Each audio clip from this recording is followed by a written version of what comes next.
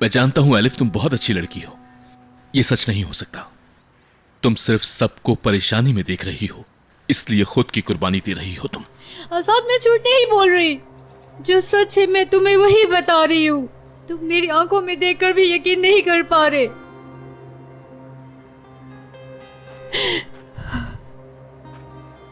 काश मैं ये बात रियान को बोल सकती। इस बात से उसका क्या ताल्लुक? अगर तुम जाकर अभी रियान से कह दो कि उसके बाबा को तुमने धक्का दिया है, तो क्या वो तुम्हारे घर वापस आ जाएगी? शायद तुम मेरी बात का यकीन नहीं करो, लेकिन तुम्हारी दादी कभी भी उन दोनों को एक साथ नहीं रहने देंगी। हो सकता है वो दोबारा उसको मारने की कोशिश करें। ठीक कहा तुमने। मैं आज तक अपनी दादी को पहचान ही नहीं सकी आजाद, लेकिन अब अच्छी तरह जानती हूँ, क्योंकि मैं बड़ी हो गई हूँ, सब समझने लगी हूँ। तुम नहीं जानते आजाद, इस इंतकाम की आग में उनका गुस्सा कितना बढ़ गया है। पहले जब भी वो मुझे देखती थी तो उन्हें मुझ में प्यार आता था, लेकिन अब सब बदल गया है। प्यार नहीं, सिर्फ गुस्सा करती है। परेशान हो गई हूँ मैं, कुछ समझ नहीं आ रहा मुझे।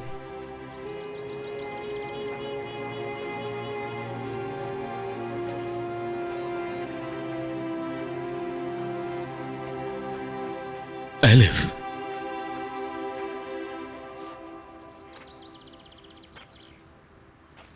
एलिफ, कुछ हुआ है क्या?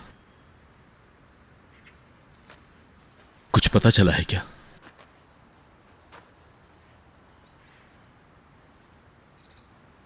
मेरी आंटी,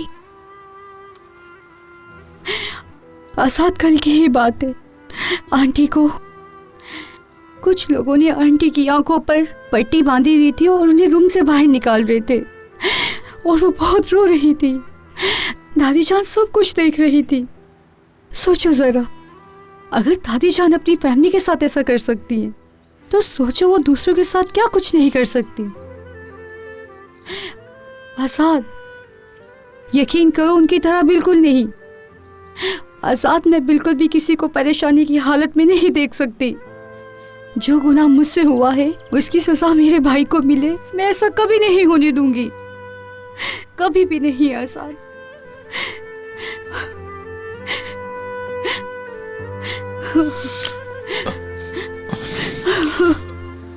एलिफ, चुप हो जाओ, चुप।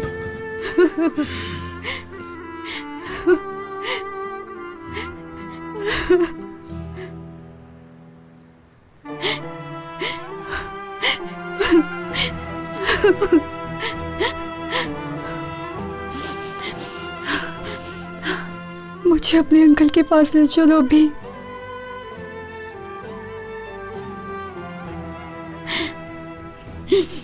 प्लीज ले चलो रेहान और मेरे भाई को इस मुसीबत से निकालने के लिए, क्योंकि आजाद तुम्हारे अंकल को मैंने धक्का दिया था।